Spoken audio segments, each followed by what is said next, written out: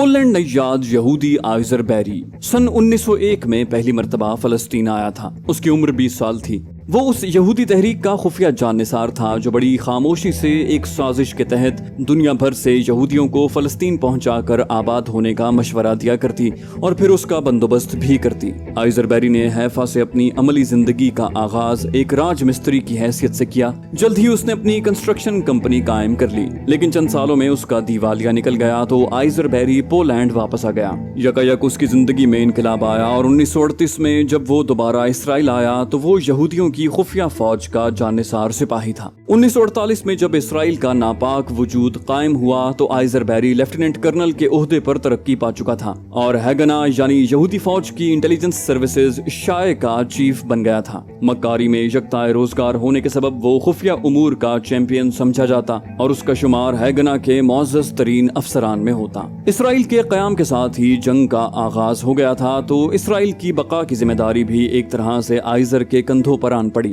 اس پر ہر طرف سے دباؤ بڑھ رہا تھا۔ اس وقت کی یہودی انٹیلیجنس شائع کے چیف ہونے کی حیثیت سے اس کی ذمہ داریوں میں بے پناہ اضافہ ہو چکا تھا، لیکن دبلے پتلے اور لمبے قد کے آئزر بیری نے جیسے حالات سے شکست کھانا سیکھا ہی نہ تھا۔ اس نے چند دنوں کے اندر اندر اپنے ایجنٹوں کا جال دور دور تک پھیلا دیا۔ یروشلم پر قبضے کے بعد سے یہودی یہاں سے اردنی فوج کو نکالنے کے لیے جان توڑ کوششیں کر رہے تھے، لیکن جیسے ہی وہاں محصور اسرائیلی فوجیوں کو کمک پہنچانے کی کوشش کی جاتی، اردنی توپ خانہ حرکت میں آ جاتا۔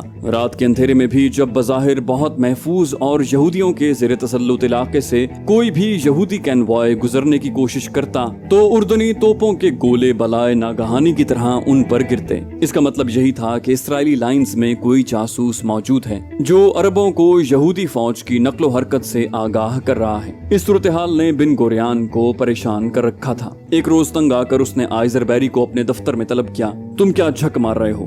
جاؤ اور سب کام چھوڑ کر پہلے اس غدار کو تلاش کرو جس کی وجہ سے ہمیں ذلت کا سامنا ہو رہا ہے۔ اس نے غصیلے لہجے میں آئزر بیری کو حکم دیا۔ آئزر کے ایجنٹوں نے جلد ہی کیپٹن ٹوبینکی کی نشاندہی کر دی۔ کیپٹن کے متعلق ان لوگوں کو بتایا گیا کہ وہ برٹش آرمی میں سروس کے دوران بھی بلا کا شرابی تھا اور عین ممکن ہے کہ اب بھی یہی عادت یہودیوں کی تباہی کا باعث بن رہی ہو۔ برٹش آرمی کے ذریعے اسرائیلی فوج کے راز عربوں تک پہنچ رہے تھے۔ 30 جون کو آئزر بیری نے اپنے ایک قابل اعتماد ساتھی کے ذریعے سے جب ٹوبینکی کے متعلق اطلاعات حاصل کر لی اور اس بات کی تصدیق ہو گئی کہ وہ جاسوس ہے تو اس نے ٹوبینکی کی گرفتاری کا حکم دے دیا۔ اس وقت کی اسرائیلی انٹیلیجنس شائع کے ایجنٹوں نے ٹوبینکی کو اس کے گھر سے اس کی بیوی لینا کی موجودگی میں اغوا کیا اور اسے بتایا کہ وہ کیپٹن ٹوبینکی کو تھوڑی دیر کے لیے لے جا رہے ہیں۔ یہ میاں بیوی کی آخری ملاقات تھی۔ اس کے بعد لینا کو کبھی علم نہ ہو سکا کہ اس کے خاوند پر کیا گزری۔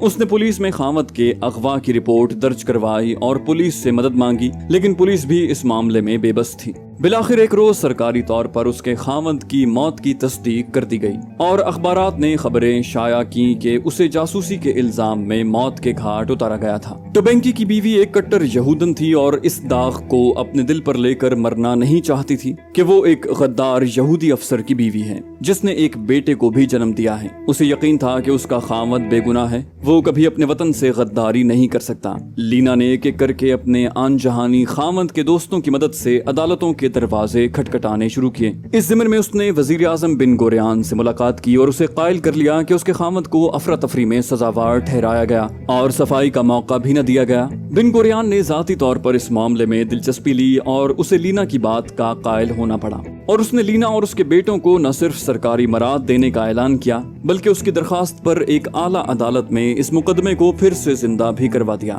آئزر بیری اس مقدمے میں ملزم کی حیثیت سے پیش ہوتا رہا۔ اس نے عدالت کو بتایا کہ جن حالات میں یہ سزا دی گئی ہے وہ بڑے ہنگامی حالات تھے اور عین ممکن ہے کہ اس نے اندازے کی غلطی کی ہو، لیکن اس نے جان بوجھ کر ایسا نہیں کیا تھا۔ عدالت نے اس کی بے رحمی پر ریمارکس دیتے ہوئے کہا کہ جب مرنے سے پہلے کیپٹن ٹوبینکی نے اپنی آخری خواہش ظاہر کی کہ آخر وہ 20 سال سے ہگانا کی خدمت کر رہا ہے، کم از کم ایک خط اس کے بیٹے کو لکھنے کی اجازت تو دی جائے، لیکن آئزر نے اس کی یہ خواہش بھی پوری نہ کی۔ عدالت نے آئزر بیری کو قصوروار ٹھہراتے ہوئے غروب آفتاب سے طلوع آفتاب تک قید کا حکم سنا دیا، لیکن اس حکم پر عمل درآمد کبھی نہ ہو سکا، کیونکہ اس وقت کے اسرائیلی صدر چیم وائزمن نے صہیونیت کے لیے اس کی عظیم خدمات کے عوض نہ صرف اس کی سزا معاف کر دی بلکہ اس کی سروسز بھی بحال رکھی۔ بات کچھ بھی رہی ہو، اس کی پبلک لائف ختم ہو گئی تھی اور 1958 میں وہ بڑی پژمردہ زندگی گزارنے کے بعد بالآخر ایک روز دل کے دورے سے مر گیا۔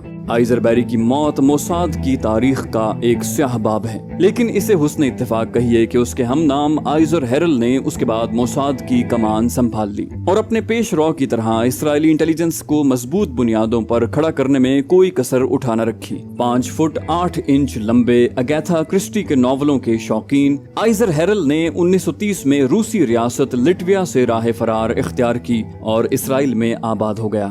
وہ اتنی چالاکی اور معصومیت سے برٹش کسٹم کے راستے اسلحہ اسرائیل میں یہودی فوج کو اسمگل کرتا رہا کہ آج بھی برٹش کسٹم سوچ کر پریشان ہو جاتے ہیں۔ یورپی اور امریکن انٹیلیجنس کے لوگ اسے آئزر دی لٹل کے نام سے یاد کرتے ہیں۔ آئزر ہیرل نے اپنی سروسز کا آغاز اسرائیل کی کاؤنٹر انٹیلیجنس شن بیت سے کیا، اور جب اسے موساد کے چیف کی ذمہ داریاں سونپی گئیں تو وہ شن بیت کا چیف تھا، جس کی ترقی یافتہ شکل علیہ بیت کا وہ بانی ہے، جسے اس نے KGB کے طرز پر کاؤنٹر جاسوسی کے لیے قائم کیا تھا۔ آئزر دی لٹل نے موساد کی کمانڈ سنبھالتے ہی اس میں انقلابی تبدیلیاں کی اور مروجہ جاسوسی نظریات کو یکسر رد کر کے الگ سے جاسوسی اسکول آف تھاٹ قائم کیا۔ اس نے نہ صرف موساد کو اسرائیل سے نکال کر دنیا کے کونے کونے تک پہنچایا بلکہ اس میں باقاعدہ ایسے ڈیتھ اسکواڈ قائم کیے جو دنیا کے کسی بھی حصے میں دہشت گردی پھیلانے میں ماہر اور فلسطینی حریت پسندوں کو دنیا بھر میں چن چن کر قتل کرنے میں شہرت رکھتے تھے۔ موساد کے ایک ایسے ہی ڈیتھ اسکواڈ کی کمانڈ کیپٹن ٹوبینکی کے بیٹے ایلفریڈ کے ہاتھ میں تھی،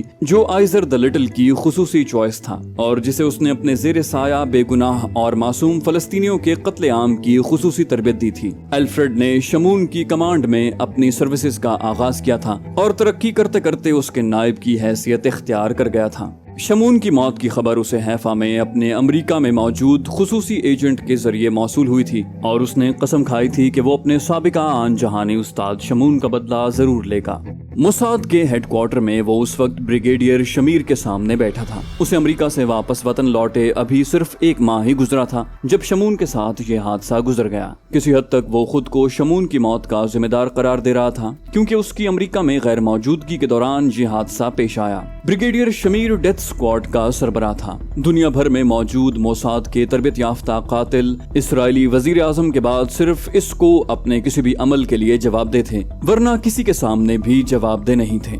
بریگیڈیئر شمیر نے ایلفریڈ کی آنکھوں میں آنکھیں ڈال کر کہا، شمون کی موت ایسا واقعہ نہیں جسے آسانی سے نظر انداز کیا جا سکے۔ ایلفریڈ کو ہمت نہیں ہو رہی تھی کہ اس کی آنکھوں میں براہ راست جھانک کر بات کر سکے۔ وہ بولا، میں جانتا ہوں سر، وہ میرے استاد اور محسن بھی تھے۔ بریگیڈیئر شمیر بولا، مجھے سمجھ نہیں آ رہی کہ یہ تمہارے لڑکے وہاں جھک مارتے رہے ہیں، اور ایک معمولی سا لونڈا ہاتھ دکھا گیا۔ شمیر کا پارا آسمان کو چھو رہا تھا۔ غضب خداوند کا کہ اتنا اہم آدمی جس فلائٹ سے سفر کر رہا ہو اس پر کسی کو نگران مقرر نہیں کیا گیا۔ ایلفریڈ بولا، سر، انہوں نے پہلی مرتبہ LL کی بجائے کسی دوسری ایئر لائن سے سفر کیا تھا۔ LL اسرائیل کی سرکاری ایئر لائن ہے۔ میں نے بات کی ہے اور سر ہائی کمیشن نے ہمیں مطلع بھی نہیں کیا تھا۔ شاید وہ کسی ایمرجنسی مشن پر جا رہے تھے اور انہیں پہلی مطلوبہ فلائٹ سے فوری طور پر لندن پہنچنے کی ہدایت کی گئی تھی۔ اس میں ہمارا قصور نہیں ہے سر، ہم نے سختی سے یہ ہدایت کر رکھی ہے کہ کوئی بھی سفارتکار LL کے علاوہ کسی دوسری ایئر لائن سے سفر نہ کرے۔ اگر ایسا کرنا ناگزیر ہو تو ہمیں اطلاع دے کر سفر کیا جائے۔ آپ جانتے ہیں اندرون امریکہ ہمارے فضائی دفاع کا نظام کتنا مضبوط ہے،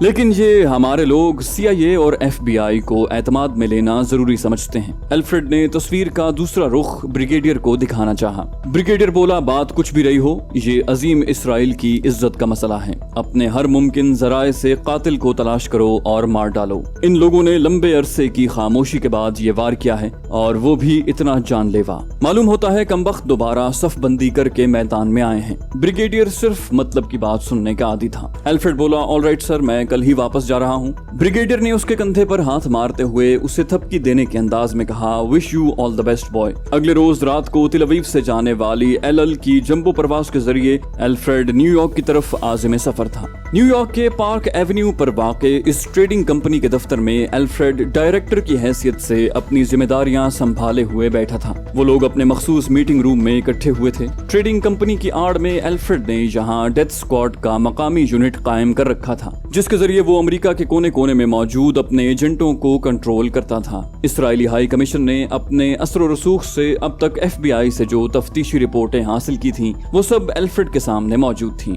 वो बोला, झक मार रहे हैं ये अमरीकी गधे, उल्लू के पट्टे, इनकी तफ्तीश की बुनियाद ही गलत है। उसने अपने बाएं हाथ की पुश्त से फाइलों को एक तरफ हटाते हुए वहां मौजूद अपने साथियों से कहा, ये लोग इस मफरूजे को बुनियाद बनाकर तफ्तीश कर रहे हैं कि कातिल कोई मकामी शख्स है और मकामी फलस्तीनी तलबा तक महदूद होकर रह गए हैं। मैं कहता हूँ कि अगर किसी फलस्तीनी ने ही ये हरकत की है तो इस बात का क्या सबूत कि वो न्यूयॉर्क का ही मकीन रहा हो? ये भी तो मुमकिन है कि उसका ताल्लुक किसी और रियासत से हो। ये भी तो मुमकिन है कि वो किसी दूसरे मुल्क से आया हो और अपना काम करके चला गया हो। जिन लोगों को FBI ने अंडर ऑब्जर्वेशन रखा हुआ है, वो तमाम के तमाम कत्ल के वक्त किसी न किसी जगह अपनी मौजूदगी का सबूत रखते हैं और ये सबूत बड़े मजबूत हैं।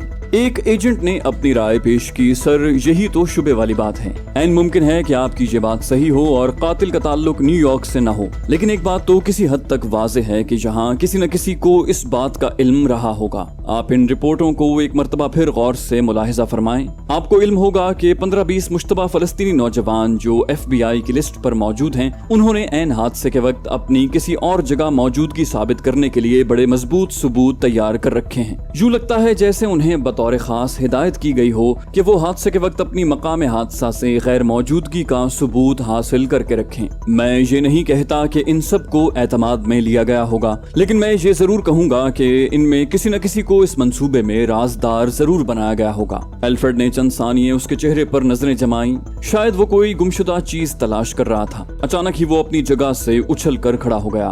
वंडरफुल, शाबाश, वाकई मेरा जहन इस तरफ गया ही नहीं। ऑल राइट, तुम लोग एक्टिव हो जाओ, अपने अपने कॉन्टैक्ट्स इस्तेमाल करो। हमें अगले 48 घंटे तक कोई ना कोई रिजल्ट हासिल करना है बहर सूरत। अपनी बात के खात्मे पर उसने डिसमिस कहा और सब लोग एक एक करके दफ्तर के मुख्तलिफ दरवाजों से बाहर निकल गए। एल्फ्रेड ने उनकी रवानगी के बाद एक फोन नंबर मिलाया। दूसरी तरफ से कोई जनाना आवाज सुनाई दी। हाय कैथरीन, कैसी हो भाई, कहाँ गायब हो? उसने फोन पर लड़की की आवाज सुनते ही पहचान लिया। दूसरी तरफ से इस्तफसार किया गया, खैरियत सर, कोई खास काम आन पड़ा है क्या? एल्फ्रेड ने फैसला कुन लहजे में कहा, हाँ बहुत खास, और मुझे इसी वक्त तुम्हारी जरूरत है। दूसरी तरफ से लड़की बोली, ऑल राइट सर, मैं कहाँ आऊँ? एल्फ्रेड बोला, घर पर चली आओ, गपशप भी रहेगी और काम भी। और सिलसिला मुनक़ता कर दिया गया। कैथरीन मकामी यहूदन लड़की थी और एक बार में बारटेंडर के फराइज अंजाम दे रही थी। ये तो उसकी इजाफी जॉब थी, असल तनख्वाह उसे किसी और काम की मिलती थी। कैथरीन पहले यहूदन और फिर अमरीकी थी। उसे एल्फ्रेड ने एतमाद में लेकर मोसाद के लिए काम करने पर रजामंद कर लिया था और कैथरीन ने बड़ी खुश दिली से इसे कबूल कर लिया था। उसे एल्फ्रेड खास मौके पर ही इस्तेमाल करता था। आजकल एल्फ्रेड के हुक्म पर ही उसने एक शामी स्टूडेंट अब्दुल से ताल्लुकात कायम रखे हुए थे। अब्दुल का आना जाना फलस्तीनी नौजवानों के यहाँ लगा रहता। यूं भी अपने इनकलाबी ख्यालात की वजह से वो फलस्तीनी नौजवानों के हल्के में खासा मकबूल था। कैथरीन उससे अचानक ही सबवे में टकरा गई और ये इत्तेफाकिया टकराव पहले दोस्ती, फिर नाजायज मरासिम और अब मोहब्बत में तब्दील हो चुका था। उसने अब्दुल से अपना तारुफ एक क्रिश्चियन लड़की की हैसियत से करवाया था, जिसका बाप लबनानी और माँ मकामी औरत थी। अब्दुल कैथरीन को फलस्तीनियों की सबसे बड़ी हमदर्द ख्याल करता। उसने बड़े फख्र से उसका तारुफ अपने फलस्तीनी दोस्तों से करवाया था। गो ये सब मोहतात लोग थे, लेकिन कैथरीन ने इन्हें भी किसी हद तक शीशे में उतार रखा था। हालांकि फलस्तीनी नौजवान उससे ज्यादा घुलते मिलते नहीं थे, लेकिन वो उसे बाएं बाजू की एक इनकलाबी और बिगड़ी हुई लड़की जरूर समझने लगे थे। अब्दुल से गुज़श्ता 5 रोज से उसकी मुलाकात नहीं हुई थी। कल वीकेंड शुरू हो रहा था, जिस पर दोनों को आपस में बहर सूरत मिलना था। यही हुक्म उसे एल्फ्रेड की तरफ से मिला था। उसने अपनी हर मुमकिन कोशिश से इस साजिश का पता चलाना था जिसके तहत शमून को कत्ल किया गया। मोसाद के डेथ स्क्वाड को हर सूरत वो शख्स दरकार था जिसने इतना बड़ा कारनामा इतनी खामोशी से अंजाम दिया, और वो मुंह देखते ही रह गए। यूं तो अब्दुल गुज़श्ता 8 माह से कैथरीन से मिलता चला रहा था, लेकिन आज जिस भरपूर और वालिहाना अंदाज में उसने अब्दुल का खैर मकदम किया था, वो उसके लिए वाकई नया था। इतनी गर्मजोशी का मुजाहिरा इससे पहले शायद ही कैथरीन ने किया हो। उसने अब्दुल के गले का हार बनते हुए उसे मुबारकबाद पेश की। मुबारक हो, एक मूजी तो अपने अंजाम को पहुंचा। अब्दुल ने उसकी गर्मजोशी का भरपूर फायदा उठाते हुए कहा, अरे हाँ, वो खबर मैंने भी सुनी है। सुना है कोई खास आदमी था यहूदियों का। वो बोली एक नंबर का हरामी था। मेरी एक लबनानी दोस्त ने मुझे बताया है कि ये शख्स इस्राएली इंटेलिजेंस का कोई अफसर था और इनकलाबियों का जानी दुश्मन। मैंने सुना है उसने कई इनकलाबियों को अपने हाथों मौत के घाट उतारा था। मर गया साला, अच्छा हुआ। ऐसे बोर्जवाई दरिंदों को खा उनका ताल्लुक किसी भी कौम से हो मर ही जाना चाहिए। वो अब्दुल के लिए पैग तैयार करने लगी। दोनों एक दूसरे का हिस्सा बने कैथरीन के घर में शराब नोशी कर रहे थे और शराब के नशे में धुत अब्दुल से अभी तक वो कोई ढंग की बात नहीं उगलवा सकी थी। उसने हवा में तीर चलाया जो ऐन निशाने पर लगा। बोली, मैंने सुना है आजकल ये लोग फिर एक्टिव होते जा रहे हैं। अब्दुल ने नशे से डगमगाती आवाज में कहा, हाँ, कैलिफोर्निया से 2 नौजवान आए हुए थे। वो यहाँ पिछला वीकेंड गुजार कर गए हैं। कैथरीन के होशो हवास मुकम्मल कायम थे। बोली, और अगले वीकेंड पर वो कुत्ते का बच्चा मारा गया। अब्दुल ने हिचकी ली और क्या, उसके साथ ही दोनों ने कहकहा लगाया। उससे ज्यादा अब्दुल उसे कुछ न बता सका, लेकिन कैथरीन के लिए ये इत्तला बड़ी धमाका खेज थी। उसका मिशन कामयाब रहा था। सारी रात वो इस अहम इत्तला के हुसूल पर अब्दुल को अपने जिस्म की नजर बतौर शुक्रिया गुजारती रही। बाएं बाजू का इनकलाबी बेचारा शामी नौजवान सारी रात कैथरीन के पहलू से चिमटा अपने इनकलाबी नजरियात उसके जहन में ठूंसने के लिए कोशा रहा। सुबह देर गए वो बेदार हुए। ये उनका पुराना मामूल था। वो अक्सर हफ्ते की रात ऐसे ही गुजारा करते। अब्दुल को रुखसत करने वो उसकी कार तक आई थी और जिस गर्मजोशी से उसने अब्दुल का इस्तकबाल किया था उससे कुछ ज्यादा ही गर्मजोशी से उसे रुखसत कर दिया। जाने से पहले इस वीडियो को लाइक कर दीजिए। इंशाल्लाह आपसे अगली किस्त में मुलाकात होगी। तब तक अपना और अपने इस चैनल का ख्याल रखिएगा। अल्लाह हाफिज।